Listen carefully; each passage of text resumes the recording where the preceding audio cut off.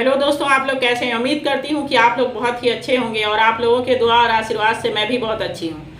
आज एक नया मैटर है जिस टॉपिक पर मैंने सोचा कि बात करना ज़रूरी है, क्योंकि ये टॉपिक हर समाज में किसी भी धर्म के लोगों में बहुत ज़्यादा देखा जा रहा है और इस पर हम लोगों को बात करना होगा, विचार करना होगा। अभी शादी का सीज़न लगातार चल रहा है, लेकिन जिस तरह से शादी सीजन में शादी बहुत ज़्यादा हो रही है, उसी तरह आप देखिएगा कि हर घर में अलगाव भी बहुत ज़्यादा हो रहा है। तो इस पर विचार करना होगा। शादी मैटर नहीं है कि हमारी अगर 2 लड़की है 3 लड़की है तो हमने शादी कर दिया, काम खत्म हो गया। जिस लड़की की आप शादी कर रहे हैं उसका जीवन साथी खोजने के टाइम उससे भी राय लें, क्योंकि रहना उसके साथ उसको है, ना कि हम पेरेंट्स को रहना है। इसलिए शादी करने से पहले एक तो आप दहेज वाला जो मैटर बहुत ज़्यादा हर धर्म में चल रहा है, पहले एक कास्ट में ज़्यादा था, अब हर जगह देखा जा रहा है।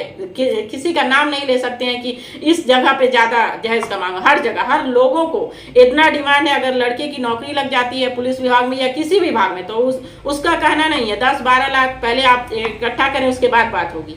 पैसा आप दे रहे हैं, चलिए वो अलग मैटर है, वो जहेज आप क्या कर रहे हैं क्या नहीं कर रहे हैं। लेकिन सारा कुछ देने के बाद भी अगर लड़की आपकी खुश नहीं रहती है तो ये बहुत तकलीफ दे वाला मैटर है। शादी एक दिन की है लेकिन निभाना आपकी लड़की को है। तो जब आप शादी कोई भी पर्सन हो अगर लगाते हैं तो एक बार लड़की की भी राय जाने, क्योंकि वही लड़की जब शादी करके जाती है और गार्जियन की तरफ से मेन दबाव दिया जाता है कि अब तुमको वही रहना है, वही तुम्हारा सब कुछ है, यहाँ कुछ नहीं है, वहीं तुमको मर जाना है लेकिन इधर कदम नहीं रखना है, वही हस्बैंड ही तुम्हारे सब कुछ है।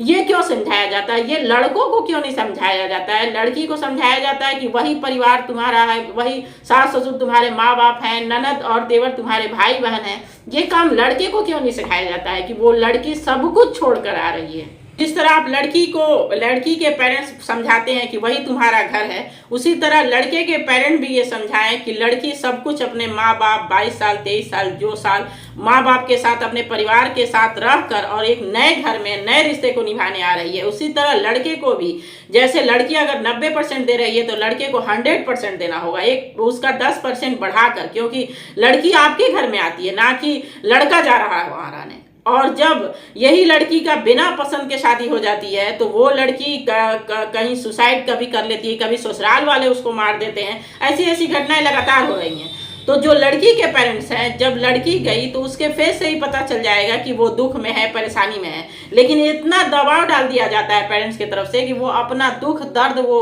घर आकर कह भी नहीं पाती है कि हाँ हम परेशान है, क्योंकि उसके पर एक दबाव है कि तुमको वहीं रहना है, चाहे जो हो जाए वही सब कुछ है तुम्हारा। और वही लड़की के साथ ससुराल में कोई घटना हो जाए या अपने से वो कुछ कर लेती है तो यही लड़की के पेरेंट्स वाले जाकर थाने में केस करते हैं कि आप जो है लड़की को दहेज के लिए मार दिया गया, लड़की को ये चीज़ के लिए मार दिया गया, वो चीज़ के लिए मार दिया गया, और ये जाके पूरे परिवार रोते धोते हैं। तो मैं उन पेरेंट्स से सवाल करती हूँ कि जब लड़की की शादी हुई थी उसके बाद तो वो आई होगी ना, 2-4 बार अपना दुख बताई होगी, आप गए होंगे तो उसके फेस से समझे होंगे कैसे माँ बाप है। आप उसको परवरिश करते हैं 22 साल 23 साल, आप उसके फेस को देखकर नहीं समझते हैं कि वो तकलीफ में है। तो आपको जब तकलीफ दिखी तो उसी वक्त लड़की को ले आते ना, आपको हमदर्दी इतनी थी।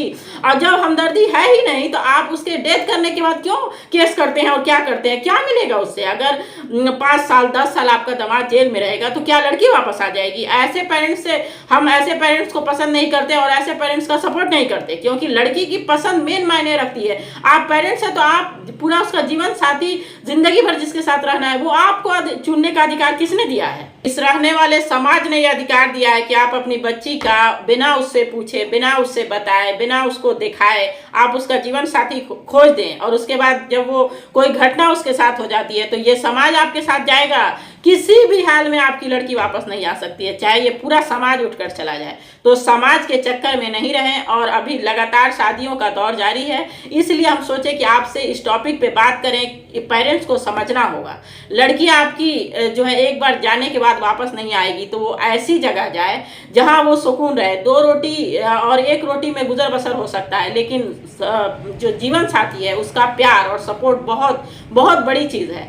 आप जात पात सब देखने के चक्कर में लड़की का ऐसी जगह शादी कर दे रहे हैं जहां वो 1 सेकंड खुश नहीं रह रही है। उसका जो पसंद नहीं होता है ना, उसके साथ दिन कैसे गुजरता है ये एक लड़की ही समझ सकती है और एक माँ ही समझ सकती है। लेकिन माँ के ऊपर भी एक इतना उसके फादर इतना दबाव डाल देते हैं कि नहीं लड़की को यही समझाया जाए।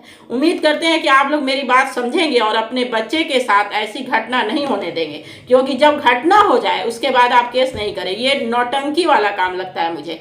जब लड़की तकलीफ बता रही है तो आप उसकी समस्या का हल नहीं कर रहे हैं, और जब समस्या उसके साथ कोई घटना हो जा रही है तो आप थाना पुलिस लेकर जा रहे हैं। और लगातार आप न्यूज़पेपर में देखेंगे इस तरह घटना आती है, किसी लड़की को जला दिया गया, किसी ने परेशान होकर आत्महत्या कर ली, कोई लड़की भाग गई, क्या क्या ऐसी घटनाएं होती हैं। तो ये लड़की से ज़्यादा पेरेंट्स के लिए मायने रखती है कि ऐसी घटनाओं को रोकने का काम हम पेरेंट्स का है। तो हमें इस पर ध्यान देना होगा और समाज में ये जो बुराई फैल रही है इसको दूर करना होगा। उम्मीद करते हैं कि आप मेरी बात समझ रहे होंगे और अपने बच्चों के साथ ऐसी घटनाएं ना हो, हम काफ़ी सोच समझ कर उनका रिश्ता करें, लड़का हो या लड़की कोई भी हो।